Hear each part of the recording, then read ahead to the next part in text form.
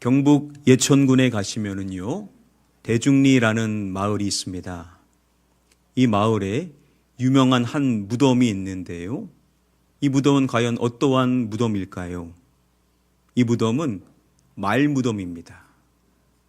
달리는 말이 아닌 입으로 하는 말, 그 말 무덤이 거기에 있습니다.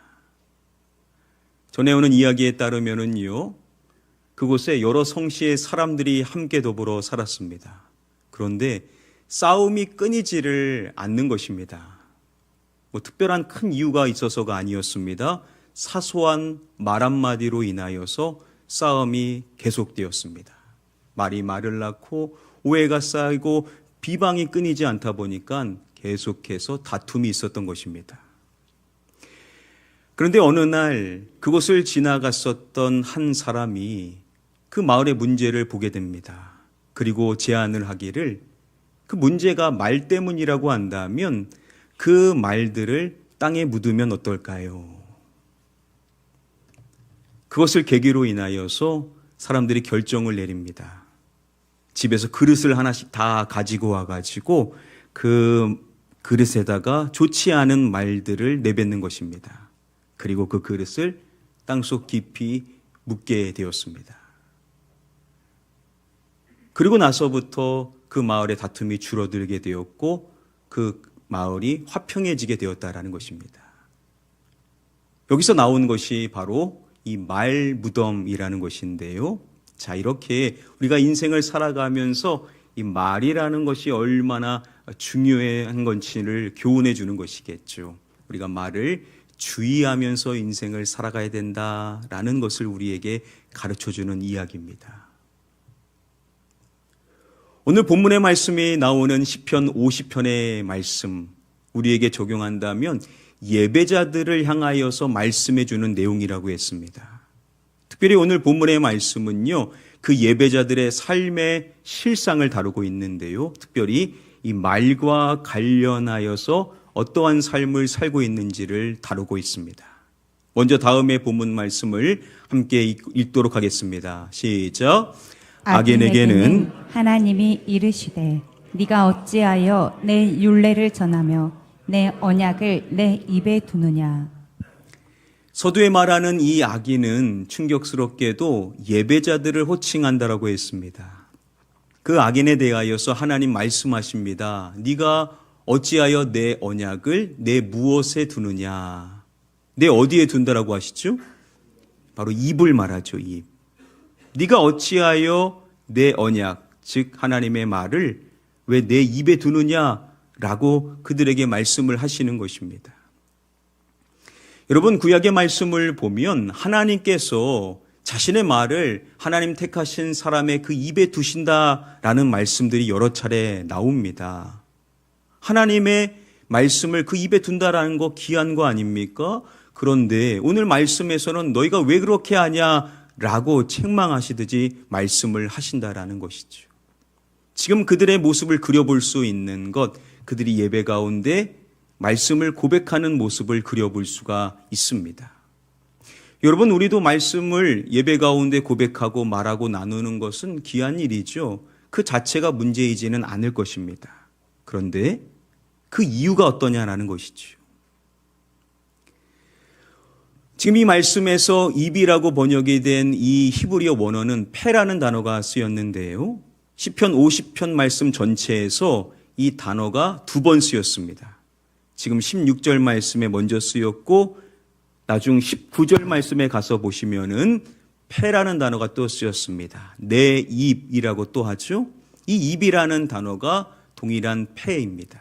즉 앞서서 하나님의 언약, 그 말을 담고 있는 그 입, 그 동일한 입을 말하고 있습니다. 그 동일한 입에 대하여 말씀해 줍니다. 내 입을 무엇에게 내어주고 내 입을 악에게 내어주고 내 입을 악에게 내어주었다라는 겁니다. 그 동일한 입으로요 악한 말들을 했었던 것이죠. 이런 식인 것이겠죠. 저와 여러분들이 이렇게 교회에 나와서 말을 할 때 그 말들은 다 뭐 선한 말 아니겠습니까? 우리가 찬양을 하고 말씀을 말하고 또 기도를 하고 우리가 말하는 내용 가운데 좋지 않은 내용이 어디 있겠습니까? 다 선한 말들이죠. 그런데 우리가 일상으로 돌아와서는 그 동일한 입으로 뭘 말하냐? 악한 말들을 말하더라는 겁니다. 분명히 교회에서는 선한 말들을 계속했는데 가정에 돌아와서는요, 그 동일한 입으로 좋지 않은 이야기들을 하더라는 것이죠. 분명 교회 안에서는 온화한 말들을 했는데 직장에 가서는, 사업장에 가서는요, 안 좋은 이야기들을 계속 하더라는 겁니다. 하나님이 이 부분에 대하여 책망을 하시더라는 거죠. 우리의 삶을 좀 돌아볼까요? 우리는 어떻습니까?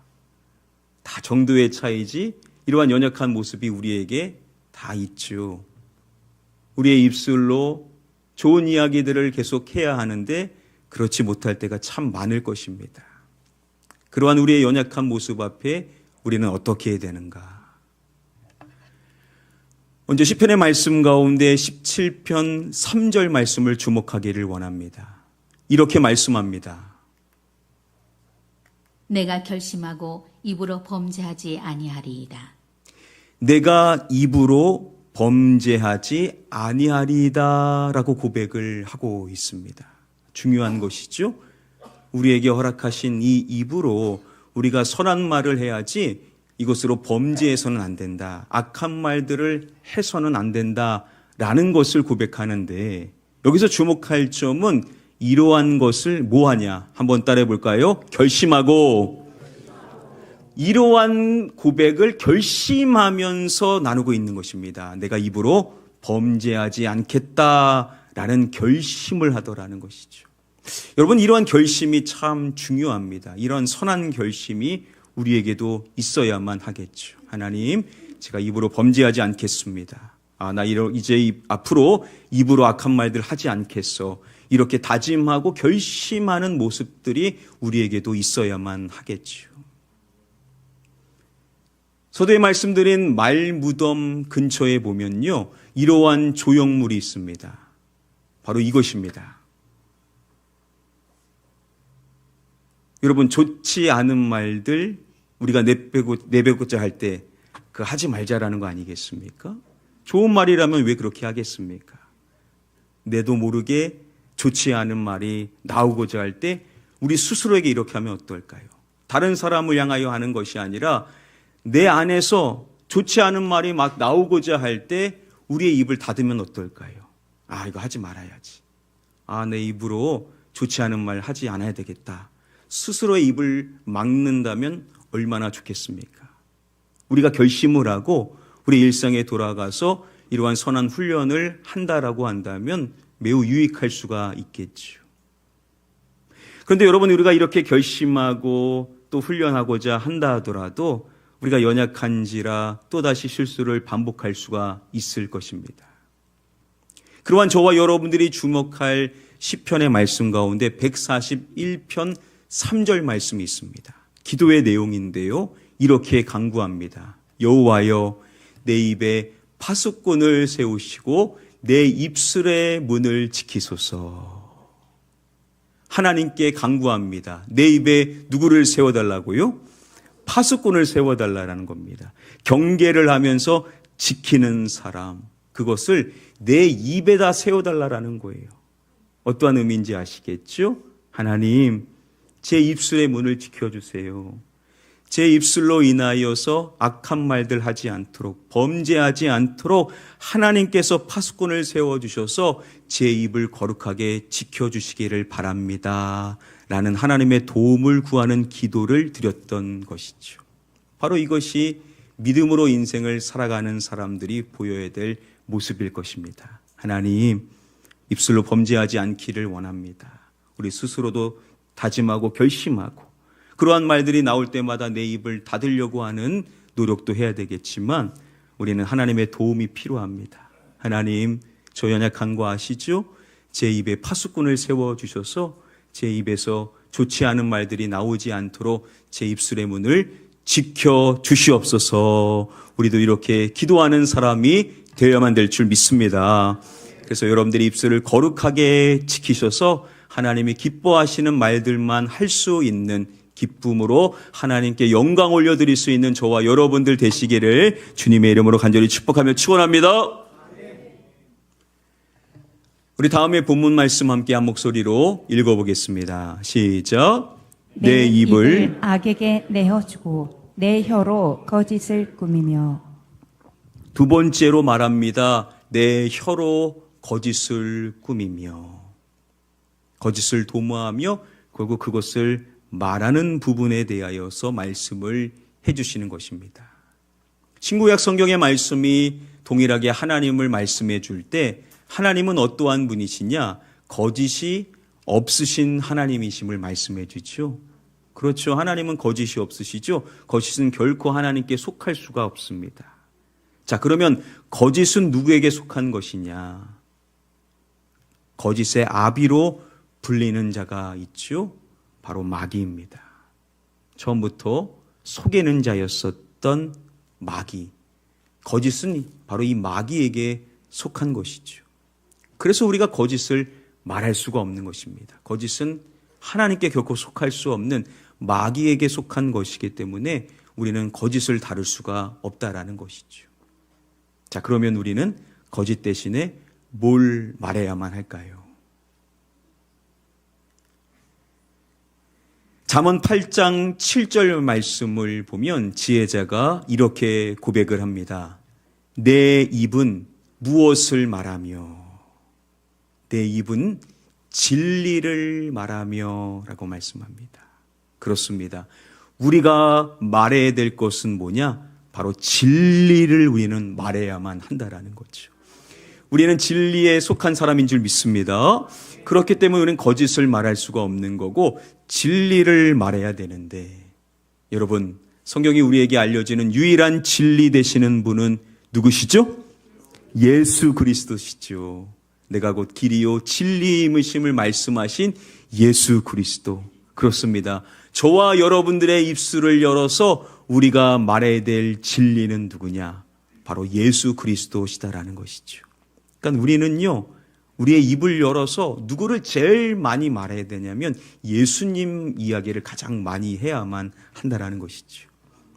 여러분들의 VIP를 이미 작정하시고 이미 전도하려고 노력하시는 분들이 계실 거예요. 여러분들이 뭘 말해야 되냐? 누구를 말해야 되냐? 다른 사람들, 다른 이야기를 할 것이 아니라 예수님 이야기를 하면 되죠. 예수님을 전해주셔야 됩니다. 그분이 진리이시니까 진리로 인하여 그분도 구원에 이를 수 있도록 예수님을 많이 말씀해 주시기를 바랍니다. 꼭 그러한 일이 아니더라도 평소에도 우리를 예수님 얘기를 제일 많이 하면서 인생을 살아가야 됩니다. 왜냐?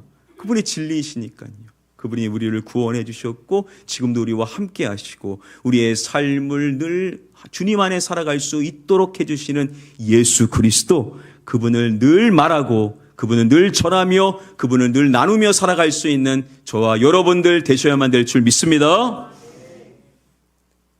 우리 이어지는 다음의 본문 말씀 함께 읽겠습니다. 시작.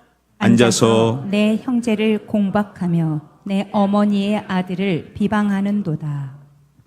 이어서 말하는 것은 내 형제를 공박하며, 공동번역으로 보면 헐뜯고라고 번역을 하고 있습니다. 형제를요 헐뜯는 거예요. 문제를 부각시키고 그것으로 공격을 하는 것입니다. 그리고 또 이어서 말합니다. 내 어머니의 아들을 비방하는 도다.